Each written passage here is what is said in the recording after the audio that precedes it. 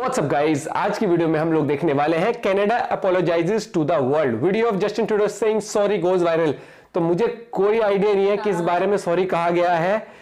क्या ये स्टेटमेंट से रिलेटेड है? जैसे बोला ना टू द वर्ल्ड, तो वर्ल्ड ने जब सबने बोला था ना मिलके कि उस चीज के लिए सॉरी बोलना चाहिए। वो जो नाजी कौन था वो, अच्छा हाँ, जो रशिया ने भी बोला था सॉरी बोलो, वो नाजी को लेके आ गया था। तो लेट्स सी द वीडियो। चल भाई, तो प्लीज सब्सक्राइब, वीडियो कर दे लाइक। भैया इंडिया के लिए भी सॉरी बोल दो, देखते हैं। 1 2 3 गो।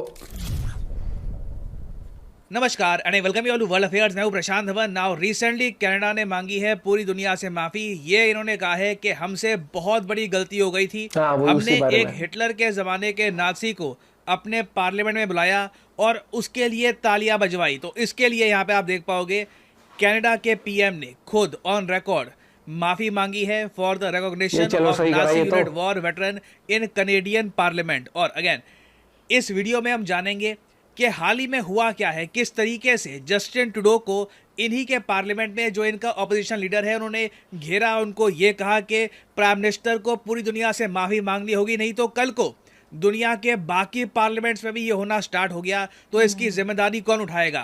तो डिस्कस करते हैं सारे टॉपिक को। बहुत कुछ यहाँ पे आपको जानने को मिलेगा, मगर आगे बढ़ने से पहले आपसे एक क्वेश्चन पूछूंगा। क्वेश्चन यहाँ पर यह है कि 2024 के ऑस्कर्स के लिए इंडिया की ऑफिशियल एंट्री कौन सी है for best foreign film category. ये है यहाँ पे आपकी ऑप्शंस: जेलर, जवान, 2018, एवरीवन इज अ हीरो, या फिर the Kashmir files. Comment section में करिए उत्तर, सही आंसर आपको मिलेगा वीडियो के अंत में। नाउ सबसे पहले तो मैं चाहता हूं कि कनाडा में जो ऑपोजिशन पार्टी के मेन लीडर हैं इनकी आप वीडियो देखिए। यहाँ पे इस वीडियो को देखकर, छोटी सी वीडियो है, इस वीडियो को देख के आप समझ पाएंगे कि जस्टिन ट्रूडो को कितना ज़रा प्रेशर फेस करना पड़ा कनाडा में ही और किस लेवल पर इनको ह्यूमिलेट किया गया। It was the personal responsibility of the Prime Minister to invite President Zelensky to the floor of this House of Commons. It was his personal responsibility to make sure it was a diplomatic success. It was his personal responsibility to continue to lead the government that has the security, intelligence, and diplomatic agencies that could have and should have vetted all individuals who were present and recognized. Yet this Prime Minister allowed for a monumental, unprecedented, and global shame to unfold in this chamber. Will he take personal responsibility for this shame and personally apologize on behalf of himself? Right. The Right Honourable Prime Minister. Mr. Speaker, on behalf of all of us in this House, I would like to present unreserved apologies for what took place on Friday and to President Zelensky and the Ukrainian delegation for the position they were put in. For all of us who were present to have unknowingly recognized this individual was a terrible mistake and a violation of the memory of those who suffered grievously at the hands of the Nazi regime. ना बहुत ज़्यादा कम देखने को मिलता है कि एक country का प्राइम मिनिस्टर इस तरीके से फॉरेन कंट्री से माफ़ी मांगे कि माफ़ कर दीजिए, हमसे बड़ी गलती हो गई। जिस आदमी को हमने अपने पार्लियामेंट में बुलाया उसके लिए तालियां बजवाई, हमें पता ही नहीं था कि वो तो हिटलर की तरफ से लड़ा था। ये बात तो आपको क्लियर हो गई होगी कि वर्ल्ड वॉर 2 में हुआ क्या था कि जब हिटलर ने यूएसएसआर पे आक्रमण करने का सोचा अंडर बारबरोसा, सबसे पहले उसने कब्जा लिया यूक्रेन। यूक्रेन के लोगों ने हिटलर के सामने संघर्ष नहीं किया, उन्होंने बड़े आराम से सरेंडर कर दिया। उल्टा यूक्रेन के लोगों ने ये कहा कि चलिए आप और हम मिलकर, जर्मन और यूक्रेनियंस मिलकर, हालांकि उस वक्त यूक्रेन एज ए कंट्री था नहीं, ये यूएसएसआर का ही पार्ट था, मगर आज के समय आप कह लीजिए जो यूक्रेनियंस हैं उन्होंने कहा कि हम आपके साथ मिलकर, जर्मनी के साथ मिलकर मॉस्को पे आक्रमण करेंगे। फिर एक बड़ा अटैक हुआ मॉस्को पर, मगर हिटलर की सेना साथ में यूक्रेनियंस ये सब मॉस्को तक पहुंच नहीं पाए। स्टालिनग्राड में ही रास्ते में इनको हरा दिया गया। और ये हिस्ट्री का इतना एक बेसिक चैप्टर है। अगेन देखो, दुनिया इस बात को लेकर शॉक्ड है कि जब तालियां बजाई जा रही थी उस आदमी के लिए कनाडा के पार्लियामेंट में, तब एक लाइन बोली गई थी कि ये आदमी यूएसएसआर के अगेंस्ट लड़ा था वर्ल्ड वॉर 2 में। अब एक बिल्कुल बेसिक अंडरस्टैंडिंग भी अगर आपको होना वर्ल्ड वॉर 2 के बारे में, तो आपको पता होगा कि वर्ल्ड वॉर 2 के टाइम तो यूएसएसआर और यूएसए मिलकर लड़े थे हिटलर के अगेंस्ट।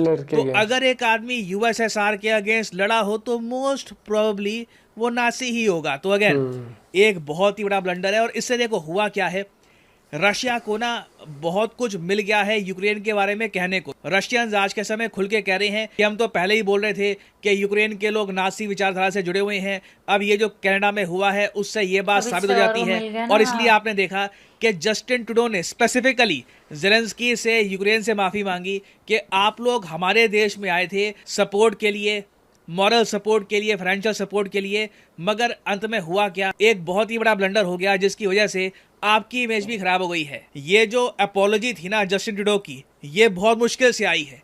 इनिशियली लंबे समय तक तो जस्टिन ट्रूडो ये कहते रहे कि जो भी इनसे गलती हुई है ना कनेडियन पार्लियामेंट में, ये रशियन प्रोपेगेंडा का नतीजा है। और उसके बाद कनेडियन पब्लिक, कनेडियन मिनिस्टर्स ने इनसे पूछा कि इस सब के पीछे रशिया का क्या रोल होगा।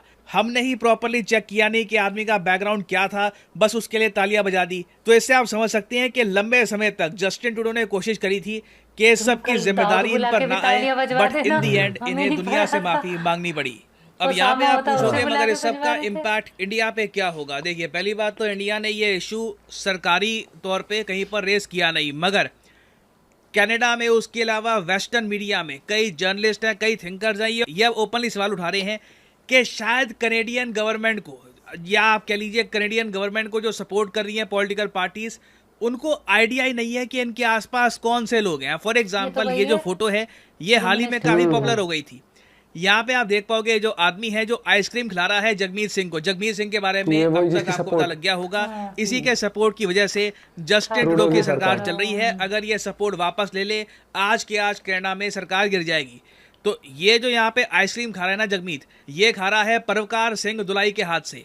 ये जो आदमी है ना परवकार, ये कनेडियन सिक्योरिटी इंटेलिजेंस के कहने के बाद इसको 2018 में नो फ्लाई लिस्ट में ऐड कर दिया गया, क्योंकि ये बहुत ज्यादा संदिग्ध गतिविधियों में पाया गया था। बाद में ये आदमी कनाडा के कोर्ट में भी गया, इसने ये कहा कि जो नो फ्लाई लिस्ट में मेरा नाम डाल रखा है ये रिमूव करो। कनेडियन कोर्ट ने इस आदमी की प्ली रिजेक्ट कर दी। और यहाँ पे आप देख पाओगे किस तरीके से ये आइसक्रीम या जो भी है पकवान ये सब खिला रहा है जगमीत सिंह को। तो देखो क्लियरली कनेडियन गवर्नमेंट को ना आइडिया नहीं है इनके आसपास कौन लोग हैं, ये क्या कर रहे हैं। इंडिया को भी कहीं ना कहीं मेरे हिसाब से जो ये नासी वाला इशू है ये रेस करना चाहिए था। कई कंट्रीज ऑलरेडी रेस कर चुकी हैं इस इशू को, पोलैंड, रशिया। बट इस टॉपिक की जो टाइमिंग है ना ये बहुत ही इंपॉर्टेंट है।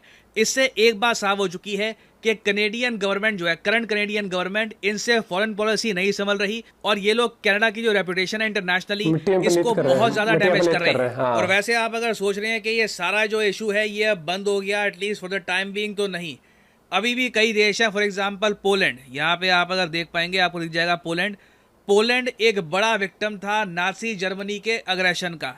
तो पोलैंड की जो करंट गवर्नमेंट है इन्होंने ये कहा है कि जिस आदमी को कनेडियन पार्लियामेंट में फैसिलिटेट किया गया था उसके लिए तालियां बजाई गई थी। यहाँ पे आप देख पाओगे यारोस्लाव हुंका, इसने हिटलर के लिए काम किया था, इसको आप एक्स्ट्राडाइट करो पोलैंड को। पोलैंड ने ओपनली कह दिया है कि ये आदमी हमको चाहिए, इसके ऊपर हमें केस चलाएंगे, ये एक वॉर क्रिमिनल भी हो सकता है। तो अगेन जो एम्बैरेसमेंट है कनाडा के लिए ये रुकने का नाम नहीं ले रही। देखना होगा पोलैंड इन द फ्यूचर आगे क्या करता है। बट ईदर वे ये आप कह सकते हैं एक गार्गेंचुअन लेवल का ब्लंडर है by the Canadian government. Now finally वापस आते हैं हम लोग अपने क्वेश्चन की तरफ कि which film has been named as India's official entry for Oscar 2024। तो ये है यहाँ पे आपकी ऑप्शन, जेलर, जवान, 2018, एवरीवन इज अ हीरो, या फिर द कश्मीर फाइल्स। तो सही उत्तर यहाँ पे आपको मिलेगा, सही उत्तर यहाँ पे है option C, 2018 everyone is a hero. Movie का नाम 2018 है मगर इसको बनाया गया था 2023 में। इस मूवी में बताया गया कि साल 2018 में जो केरला में बाढ़ आई थी उसका इम्पैक्ट कितना बड़ा था, जिसमें टोटल 40,000 करोड़ रुपीस का लॉस हुआ था। तो बहुत ही इंटरेस्टिंग मूवी है और ये इंडिया की ऑफिशियल एंट्री है टू दी ऑस्कर्स। और अच्छा ये हाँ मेरे को आइडिया नहीं था बिल्कुल भी। मैं जेलर जवान तो मुझे वैसे ही लग रहा था क्योंकि वो थोड़े कमर्शियल टाइप का सही लग रहा था मुझे। बाकी देखो ब्लेंडर तो हुआ है कैनेडियन गवर्नमेंट से और अपॉलॉजी उन्होंने करी, लेकिन मुझे है कि इंडिया के लिए कब, इंडिया के लिए कब। और फिर अब जो फोटो देखी वो आइसक्रीम जिससे खा रहा है वो सरकार चला रहा है और वो आइसक्रीम खा रहा है जिसको नो फ्लाई लिस्ट में डाला हुआ है और कनाडा ने डाला हुआ है, तो कुछ सोच समझ के डाला होगा कोर्ट ने भी। मुझे ना जैसे जैसे मैं इनका सब सुनती जा रही हूँ ना ये मुझे बहुत पाकिस्तान वाला पार्ट 2 लग रहा है, जैसे वहाँ कोई ना नियम कानून कुछ नहीं है, उसी तरीके से चलाया जा रहा है, ऐसे इनका चल रहा है। भैया पता ना क्या हो रहा है। What is this, what is happening bro, what is happening.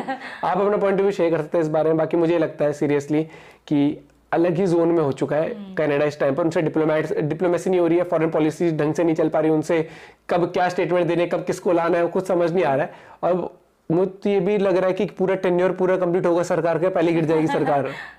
कुछ भी हो सकता है भैया। आप अपना पॉइंट ऑफ व्यू शेयर कर सकते हैं। मिलते हैं आप लोगों से एक और वीडियो के साथ। Bye bye, take care.